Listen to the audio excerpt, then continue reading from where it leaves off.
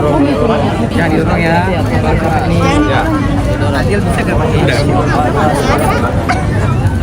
Alhamdulillah, tadi baru saja kita sama-sama mengikuti sholat Idul Adha, dan dalam rangkaian itu saya menunaikan khotib. Pada khotbah tadi kami pesankan bahwa di Arafah sana semua berkumpul di Mina, di Musdalifah, semua yang mengikuti kegiatan ibadah haji, mereka hanya menggunakan 2 helai kain putih baju ihram, menggambarkan kesetaraan yang luar biasa. Tapi ketika semua pulang ke kota kita masing-masing, kita merasakan ketimpangan yang luar biasa. Di sana kita semua setara, kembali kita penuh dengan ketimpangan. Karena itulah judul khotbah tadi adalah tentang kurban kota dan keadilan. Karena kota mencerminkan peradaban, dan kondisi sebuah kota di mana di situ ada keadilan, maka itu menggambarkan peradaban yang sehat. Ketika kota ada ketimpangan yang ekstrim, maka di situ adalah gambaran peradaban yang tidak sehat. Karena itu panggilan lewat khotbah tadi adalah bagaimana kita menggunakan pesan dari peristiwa kurban yang dikerjakan oleh Nabi Ibrahim alaihissalam, mengorbankan anak Nabi Ismail alaihissalam, sesuatu yang amat ditunggu, amat dicintai, dan pengorbanan itu bukan untuk kepentingan pribadi, tapi demi ketaatan pada Allah, dan bentuknya adalah diberikan kambing yang dirasakan manfaatnya oleh semua. Jadi sekarang mari kita sama-sama kita melakukan kurban. Apa itu? Apa yang kita miliki yang kita bisa kontribusikan untuk keadilan? Yang punya keluangan finansial dengan kekuatan uang, yang punya kompetensi, keahlian, bagikan keahliannya, yang punya apapun yang sifatnya bisa memberikan dukungan untuk hadirnya keadilan, gunakan itu. Jadi ini khotbah tadi adalah panggilan untuk kita semua bergerak bersama di kota kita semua, tempat kita masing-masing, untuk mengorbankan yang kita sukai, yang kita miliki demi untuk hadirnya keadilan. Itulah pesan khotbah Idul Adha tadi. Bisa diadil belum? Kita masih punya PR besar. Tadi saya ilustrasikan ada ketimpangan yang seringkali ekstrim. Di satu sisi ada restoran yang sekali makan mungkin sama dengan gaji sebulan pekerja. Di sisi lain kita menyaksikan orang yang sangat sulit untuk mencari kehidupan.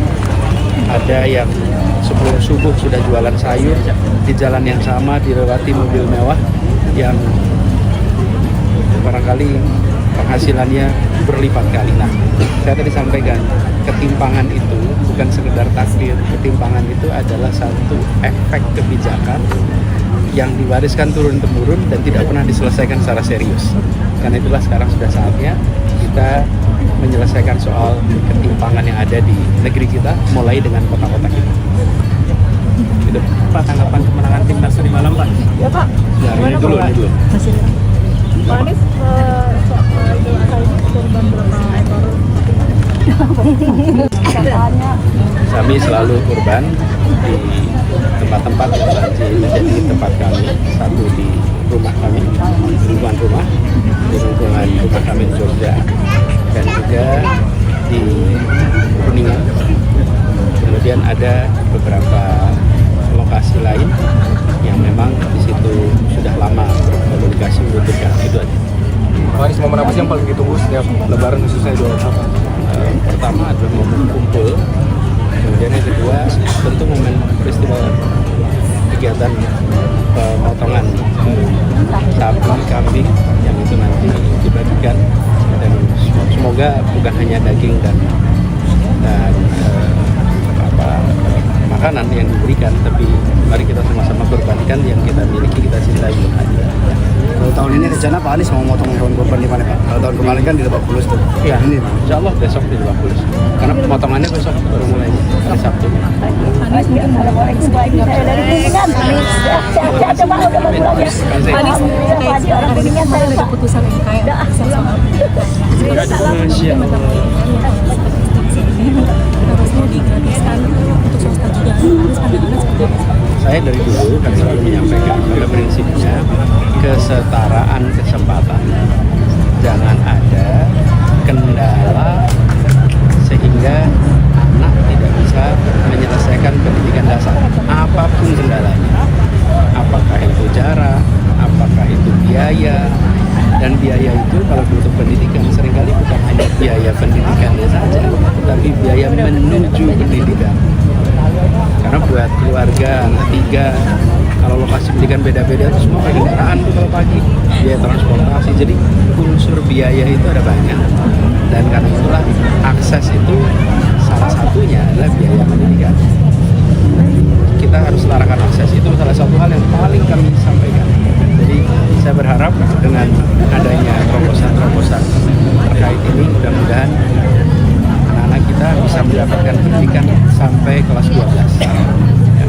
Harapan tanggapan tentang kemenangan Kita bersyukur dengan timnas tadi malam menang.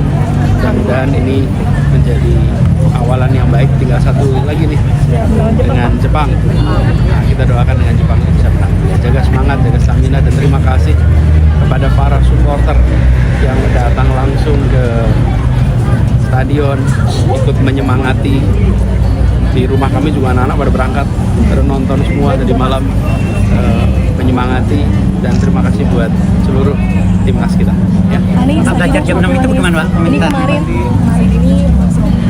ini sempat ngomong kalau misalkan ketika ini taruh duit Mas Anies gitu untuk mungkin mengajak bergabung. Ini kira-kira Mas Anies atau pembicaraan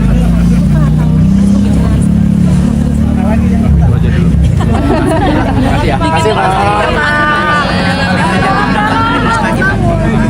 kasihan Bapak itu.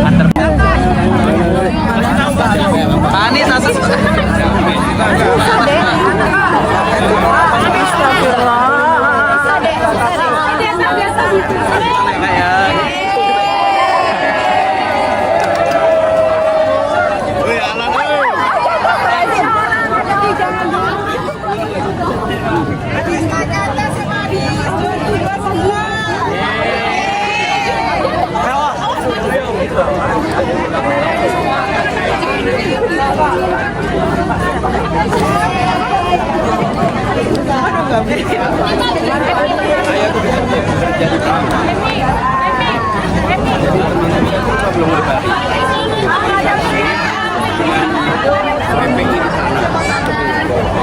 Mereka itu bilang, saya lupa mengatakan bahwa mereka mengatakan pindah-pindah, mereka bilang ini bukan, ini masa-masa mereka mau ujian.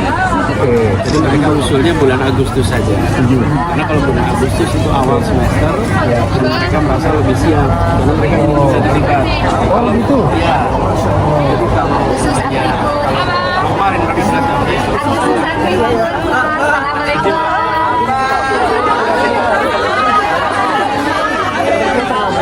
Belum tahu. Agustus ya.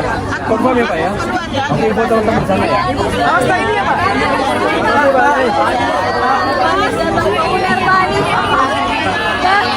Pesan untuk Munara, Bah. Pesan untuk Erlangga, Bah. Pesan untuk Unair. Pesan untuk Unair.